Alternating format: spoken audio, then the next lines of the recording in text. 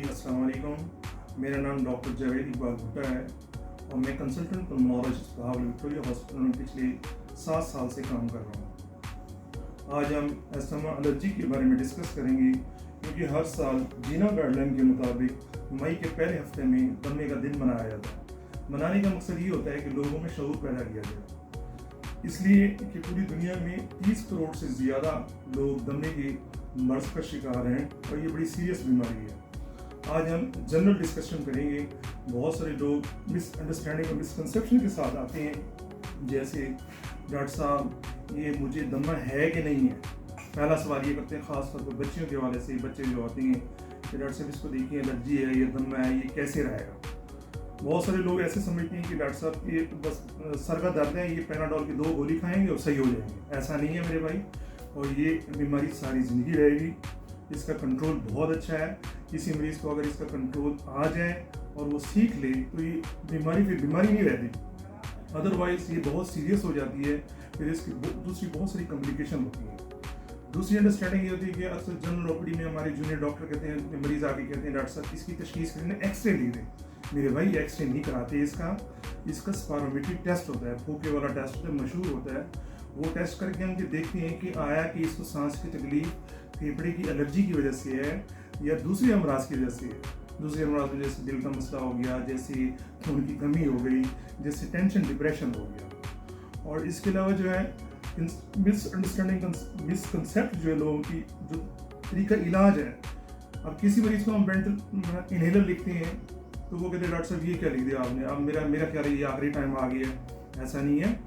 जो इनहेलर्स होती हैं वो बहुत अच्छा इलाज करती हैं, उनके इफेक्ट्स बहुत अच्छे होते हैं और साइड इफ़ेक्ट्स बहुत कम होते हैं। और जब बंदा इलाज कर रहा होता है उस दौरान तो परहेज़ करते ही है, मतलब कि ठंडी चीज़ें, खट्टी चीज़ें, मट्टी खाके से बचता है।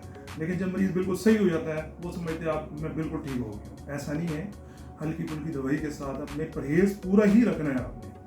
और इसके अलावा मैं अपने जूनियर डॉक्टर्स से ये रिक्वेस्ट करूँगा कि दमे की कॉम्प्लिकेशन होती है ABPA, जैसे मतलब इसको सादा ज़बान में फंगल इन्फेक्शन कहते हैं, उसको TB की दवाई खिला रहे होते हैं।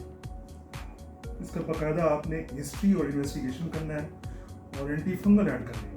और PV के अंदर जो TB के मरीज़ होते हैं उसको टाइफाइड की मेडिसिन खिला रहे होते हैं।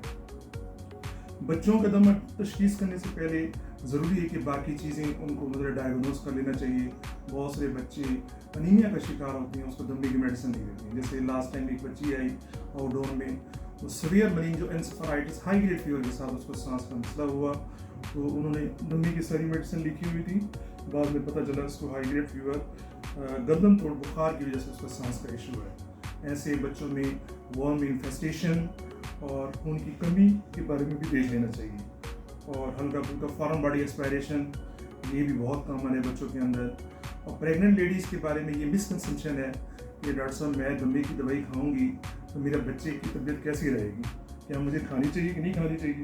उसको समझाना चाहिए कि मैडम अगर आप मेडिसिन नहीं खाएंगी तो आपकी ज़िंदगी के साथ बच्चे की ज़िंदगी का भी खतरा है, तो आपने मेडिसिन ज़रूर खानी है। और जो डॉक्टर्स और कोलीग एमरजेंसी में काम करती हैं उनसे मैं ये एडवाइस करूँगा कि आप जितना जल्दी हो सके सारी ट्रीटमेंट कर लेती हैं। माशाल्लाह नेबुलाइजेशन कर लेती हैं, स्टीरॉयड दे देती हैं, माइनोफाइलिन, मैग्नीशियम सल्फेट्स, बहुत अच्छा इलाज करती हैं। लेकिन ABGs के अंदर partial pressure of carbon dioxide नहीं देती है। एस्थमेटिक पेशेंट्स के अंदर खासतौर पर उसमें partial pressure of carbon dioxide के ऊपर जोर देना है। अगर वो नॉर्मल है तो इसका मतलब मरीज़ आपका फटीक हो रहा है और सीरियस है, उसको जल्दी अपने ICU में रेफर करना है। Thank you so much. अल्लाह हाफिज़, गुड बाय, पाकिस्तान जिंदाबाद।